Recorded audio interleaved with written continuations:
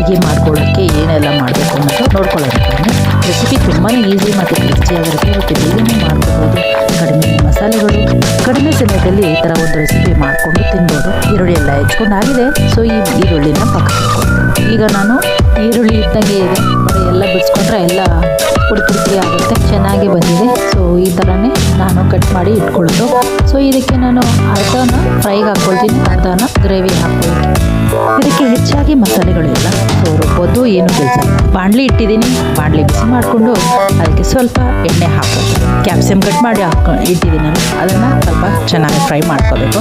ಮತ್ತು ಇದು ಚೆನ್ನಾಗಿ ಸ್ಟೀಮ್ ಆಗಬೇಕು, ಅಷ್ಟಾಗ ಫ್ರೈ ಮಾಡ್ಕೊಳ್ತಾ ಹೋಗಬೇಕು. ಈರುಳ್ಳಿನ ಸೇರಿಸ್ಕೊತೀವಿ. ಇದು ಸ್ವಲ್ಪ ಫ್ರೈ ಆದಂಗೆ ಇದಕ್ಕೆ ಉಪ್ಪನ್ನು ಸೇರಿಸ್ಕೊಳ್ಳೋಣ. ಉಪ್ಪು ಸೇರಿಸ್ಕೊಂಡು ಕಲಿಸ್ಕೊಂಡು ಈರುಳ್ಳಿ ಜಾಸ್ತಿ ಬಾರಿಸ್ಕೊಳ್ಳೋದು ಬೇಕಾಗಿಲ್ಲ.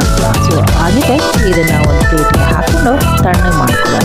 ಈಗ ಇದು ಆಗಿದೆ. ಸೊ ಇದನ್ನು ಒಂದು ಪ್ಲೇಟ್ಗೆ ಬೇಯಿಸ್ಕೋಬಾರ್ದು, ಅದು ನೀರಿನ ಕಾಡಿಸ್ಕೊಂಡ್ರೆ ಈಗ ಅದು ಫ್ರೈ ಮಾಡ್ಕೊಂಡ್ರೆ ಸ್ವಲ್ಪ ಎಣ್ಣೆನ 2 ಟೀ ಸ್ಪೂನ್ ಅಷ್ಟು ಆದರೆ ಸಾಕು. ಸೊ ಎಣ್ಣೆ ಹಾಕ್ಕೊಂಡು ಸ್ವಲ್ಪ ಜೀರಿಗೆ, ಸ್ವಲ್ಪ ಸಾಸಿವೆ, ಒಂಚೂರು ಶುಂಠಿ ಬೆಳ್ಳುಳ್ಳಿ ಪೇಸ್ಟ್ ಚೆನ್ನಾಗಿ ಕಲಿಸ್ಕೋಬೇಕು. ಹಾಕ್ತಾ ಇದೆ. ಕಡಲೆ ಹಿಟ್ಟನ್ನು 1 ರಿಂದ 1.5 ಟೀ ಸ್ಪೂನ್ ಅಷ್ಟು ಹಾಕ್ಕೊಳ್ಳೋಣ. ಕಡಲೆ ಹಿಟ್ಟು ಹಸಿ ಸ್ಮೆಲ್ ಹೋಗ್ಬೇಕು, ಅದರಿಂದ ಹಾಕ್ಕೊಂಡಿದ್ದೀನಿ. ಮತ್ತು ಹಾಗೆ ಈರುಳ್ಳಿನೂ ಸೇರಿಸ್ಕೊಳ್ತೀನಿ. ಜೊತೆಗೆ ಈರುಳ್ಳಿ ಸೇರಿಸ್ಕೊಂಡು ಚೆನ್ನಾಗಿ ಬಾಡಿಸ್ಬೇಕು. ಸ್ಟವ್ ಸಿಮ್ಮಲ್ಲಿ ಇಟ್ಕೊಂಡೆ ಮಾಡ್ಕೋಬೇಕು. ಹೈ ಫ್ಲೇಮ್ ಇಟ್ಟರೆ ಸೀದೋಗುತ್ತೆ ಮತ್ತು ಎಣ್ಣೆ ಸಾಲದಲ್ಲ ಎಲ್ಲನೂ ಸೀದೋಗಿ ಬೇರೆ ಥರ ಆಗುತ್ತೆ. ಸೊ ಅದರಿಂದ ನೀವು ನಿಮಗೆ ಬೇಕಾದರೆ ಎಣ್ಣೆನೂ ಸೇರಿಸಿ ಇಟ್ಕೊಂಡಿರಲಿಲ್ಲ. ಇದು ಫ್ರೈ ಆಗಿದೆ, ಈರುಳ್ಳಿನೂ ಫ್ರೈ ಆಗಿದೆ. ಇವಾಗ ನಾನು ಇದಕ್ಕೆ ತೊಳ್ಕೊಂಡು ಸಣ್ಣಗೆ ಹೆಚ್ಕೊಂಡಿದ್ದು ಅದನ್ನೇ ಇದರಲ್ಲಿ ಸೇರಿಸ್ಕೊಂಡು ಕಲಿಸ್ಕೊಳ್ಳೋದು. ಸ್ವಲ್ಪ ಗ್ರೇವಿ ಟೈಪ್ ಬೇಕಲ್ಲ, ಅದರಿಂದ ಫ್ರೈ ಬೇಕಾದರೆ ಫ್ರೈ ಮಾಡ್ಕೊಬೋದು. ಟೊಮೆಟೊ ಹಾಕ್ತೀನಿ. ಸೊ ನಮಗೆ ಗ್ರೇವಿ ಟೈಪ್ ಬೇಕಾಗಿರೋದು ಒಂದು 2 ಟೊಮೆಟೊ ಹಾಕ್ಕೊಂಡು ಅದು ತಿರ್ಸ್ಕೊಂಡು, ಮತ್ತು ಟೊಮೆಟೊ ಬೇಗ ಬೇಯಬೇಕಾದ್ರೆ ಸ್ವಲ್ಪ ಉಪ್ಪನ್ನು ಸೇರಿಸ್ಕೊಂಡು ಬೇಗ ಬೆಂದು ಹೋಗುತ್ತೆ. ಸೊ ನಾನು ಉಪ್ಪನ್ನು ಹಾಕ್ಕೊಂಡು ಕಲಿಸ್ಕೊಳ್ಳೋದು. ಪೇಸ್ಟು ತುಂಬ ಚೆನ್ನಾಗಿ ಬಂದಿದೆ. ಸೊ ಇದಕ್ಕೆ ನಾವು ಮಸಾಲೆಗಳನ್ನ ಏನೆಲ್ಲ ಹಾಕಿದ್ರೆ ಅದು ಒಂದೊಂದಾಗಿ ಹಾಕ್ಕೊಂಡು ಉಪ್ಪು ಸೇರಿಸ್ಕೊಂಡಾಗಿದೆ. ಈಗ ಸ್ವಲ್ಪ ಅರಿಶಿನ ಹಾಕ್ಕೊಳ್ಳೋಣ. ಟೊಮೆಟೊ ಬೆಂದಿದೆ.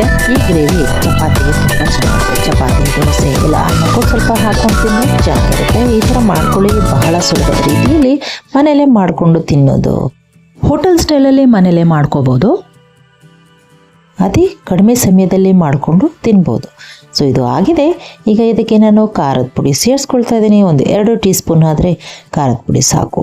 ಅರಿಶಿನ ಒಂದು ಅರ್ಧ ಟೀ ಸ್ಪೂನ್ ಅಷ್ಟು ಹಾಕೊಳ್ತಾ ಇದ್ದೀನಿ. ಮತ್ತೆ ಧನಿಯಾ ಪುಡಿ ಒಂದು 2 ಟೀ ಸ್ಪೂನ್ ಅಷ್ಟು ಎಲ್ಲ ಹಾಕೊಂಡು ಕಲ್ಸ್ಕೊಳ್ತಾ ಇದ್ದೀನಿ. ಇದು ಆಗ್ತಾ ಇದೆ, ಒಳ್ಳೆ ಪರಿಮಳ ಬರ್ತಾ ಇದೆ. ಇದಕ್ಕೆ ಒಂದು ಅರ್ಧ ಟೀ ಸ್ಪೂನ್ ಅಷ್ಟು ಗರಂ ಮಸಾಲೆ ಹಾಕೊಳ್ತೀನಿ. ಗರಂ ಮಸಾಲೆ ಹಾಕೊಳ್ಳೋದು ಪರಿಮಳ ಬರಲಿ ಅಂತ. ಸೊ ಇದು ಹಾಕೊಂಡಿದ್ದೀನಿ. ಸ್ವಲ್ಪ ನೀರು ಸೇರಿಸ್ಕೊಂಡು ಕಲಿಸ್ಕೊಳ್ಳೋದು. ಸೊ ತುಂಬಾ ಚೆನ್ನಾಗಿ ಗ್ರೇವಿ ಬಂದಿದೆ. ಸೊ ಇದು ಗ್ರೇವಿ ಸ್ವಲ್ಪ ಕುದಾದ್ಮೇಲೆ ನಾವು ಕ್ಯಾಪ್ಸಿಕಮ್ ಮತ್ತು ಈರುಳ್ಳಿ ಕಟ್ ಮಾಡಿ ಇಟ್ಕೊಂಡಿದ್ದೀವಲ್ಲ, ಸೊ ಅದು ಎರಡನ್ನ ಇದ್ರ ಜೊತೆ ಸೇರಿಸ್ಕೊಳ್ಳೋದು. ಸ್ವಲ್ಪ ಹುಕ್ಲಿ. ಸೊ ಅಷ್ಟರಲ್ಲೇ ನಾವು ಮಸಾಲೆ ಎಲ್ಲ ಚೆನ್ನಾಗಿ ಬೆಂದೋಗಿದೆ. ಸೊ ಇನ್ನೂ ಸ್ವಲ್ಪ ಗ್ರೇವಿ ಟೈಪ್ ಬೇಕು ಅಂತ ಹೇಳಿದ್ರೆ ಮೊಸರನ್ನ ಸೇರಿಸ್ಕೊಳ್ತಾ ಇದ್ದೀನಿ. ಮೊಸರು ಒಂದು ಸಣ್ಣ ಕಪ್ ಆದ್ರೆ ಸಾಕಾಗುತ್ತೆ. ಇಲ್ಲದೆ ನಿಮ್ಮಲ್ಲಿ ಇಲ್ಲ ಅಂತ ಹೇಳಿದ್ರೆ ಸ್ವಲ್ಪ ಹಾಲನ್ನು ಸೇರಿಸ್ಕೋಬೋದು, ತೊಂದರೆ ಇಲ್ಲ. ಹಾಕ್ತಾ ಇದೆ. ಹಾಲು ಇಲ್ದಿದ್ರೆ ನಾವು ಗೋಡಂಬಿ ಪೇಸ್ಟ್ ಮಾಡಿಕೊಂಡು ಹಾಕೋಬೋದು, ಚೆನ್ನಾಗಿರುತ್ತೆ. ಸೊ ಇದು ಉಪ್ಪು ಖಾರ ನೋಡ್ಕೊಳ್ಳೋಣ. ಚೆನ್ನಾಗಿ ಬೆಂದಿದೆ. ಸೊ ಈಗ ನಾನು ಉಪ್ಪನ್ನು ಸೇರಿಸ್ಕೊಳ್ತಾ ಇದ್ದೀನಿ, ಸ್ವಲ್ಪ ಖಾರನೂ ಸೇರಿಸ್ಕೊಳ್ತಾ ಇದ್ದೀನಿ. ಖಾರ ಸ್ವಲ್ಪ ಕಡಿಮೆ ಇದೆ, ಸೊ ಅದರಿಂದ ಸ್ವಲ್ಪ ಖಾರನೂ ಸೇರಿಸ್ಕೊಳ್ತಾ ಇದ್ದೀನಿ. ಆಗಿದೆ. ಸೊ ಚೆನ್ನಾಗಿ ಬೆಂದಿದೆ. ಸೊ ಈಗ ಎಣ್ಣೆ ಎಲ್ಲ ಬಿಟ್ಕೊಳ್ತಾ ಇದೆ, ಅಷ್ಟು ತನಕ ಬೆಂದಿದೆ. ಸೊ ಈಗ ನಾನು ಏನು ಮಾಡ್ತೀನಿ ಅಂತ ಹೇಳಿದೆ, ಕ್ಯಾಪ್ಸಿಕಮ್ ಮತ್ತು ಈರುಳ್ಳಿ ಎರಡೂ ಇದೆಲ್ಲ ಎರಡನ್ನ ಇದ್ರ ಜೊತೆ ಸೇರಿಸ್ಕೊಂಡು ಚೆನ್ನಾಗಿ ಬೆರಕೆ ಮಾಡ್ಕೊಳ್ಳೋದು. ತಿಕ್ಕಾಗಿ ಬಂದಿದೆ, ತುಂಬ ಚೆನ್ನಾಗಿ ಬಂದಿದೆ, ತುಂಬ ಟೇಸ್ಟಿಯಾದಂಥ ಒಂದು ರೆಸಿಪಿ ಇದು. ಥಿಕ್ನೆಸ್ ಎಷ್ಟು ಬೇಕು ಅಂತ ನೋಡಿಕೊಂಡು ಅಷ್ಟರಲ್ಲಿ ಸ್ಟಾಪ್ ಮಾಡ್ಕೊಳ್ಳಿ. ಗ್ರೇವಿ ರೆಡಿ ಇದೆ. ಈಗ ನಾನು ಕ್ಯಾಪ್ಸಿಕಮ್ ಮತ್ತು ಈರುಳ್ಳಿ ಫ್ರೈ ಮಾಡಿದ್ದೀನಲ್ಲ, ಅದನ್ನು ಸೇರಿಸ್ಕೊಂಡು ಕಲಿಸ್ಕೊಳ್ಳೋದು. ನೀವು ಮಾಡ್ಕೊಳ್ಳಿ, ತಿನ್ನಿ, ಎಂಜಾಯ್ ಮಾಡಿ. ಸೊ ಇದನ್ನು ನಾನು ಸ್ವಲ್ಪ ಹೊತ್ತು ಹಾಗೆ ಕಡಿಮೆ ಫ್ಲೇಮಲ್ಲಿ ಮುಚ್ಚಳ ಹಾಕಿ ಮುಚ್ಚಿಡ್ಸು. ಇದು ಆಗ್ತಾ ಇದೆ. ಟೇಸ್ಟಿಯಾದಂತಹ ಗ್ರೇವಿ ಮನೇಲಿ ಎಷ್ಟು ಸುಲಭದ ರೀತಿಯಲ್ಲಿ ಮಾಡ್ಕೋಬೋದು ನೋಡಿ. ಸೊ ನೀವು ಟ್ರೈ ಮಾಡಿ ಈ ರೆಸಿಪಿ. ನಿಮ್ಗೆಲ್ಲರೂ ಇಷ್ಟ ಆಗಿದೆ ಅಂದ್ಕೊಂಡಿದ್ದೀನಿ. ಈ ವಿಡಿಯೋ ಲೈಕ್ ಆದಲ್ಲಿ ಒಂದು ಶೇರ್ ಮಾಡೋದನ್ನು ಮರಿಬೇಡಿ. ಮತ್ತು ಲೈಕ್ ಕೊಡಿ, ಕಮೆಂಟ್ ಹಾಕಿ. ಹಾಗೆ ಈ ರೆಸಿಪಿಗಳು ನಿಮಗೆ ಹೇಗೆ ಅನಿಸುತ್ತೆ ಅನ್ನೋದರ ಬಗ್ಗೆ ನಮಗೆ ತಿಳಿಸಿ.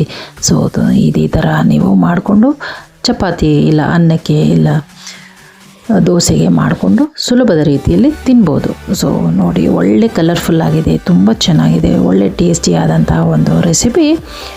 ಎಷ್ಟು ಕಡಿಮೆ ಸಮಯದಲ್ಲಿ ಮನೇಲೆ ಮಾಡ್ಕೋಬೋದು ನೋಡಿ. ತಿಳಿಯಿರಿ ಮತ್ತು ಎಂಜಾಯ್ ಮಾಡಿ. ಮತ್ತು ಒಂದು ಸ್ಪೆಷಲ್ ಡೇ ಅನ್ನುವಾಗ ಈ ಥರ ಒಂದು ರೆಸಿಪಿನ ಮನೇಲೆ ಮಾಡಿಕೊಂಡು ತಿನ್ನಿ ಮತ್ತು ಎಲ್ರಿಗೂ ಹಂಚಿ. ಧನ್ಯವಾದಗಳು. Thank you so much.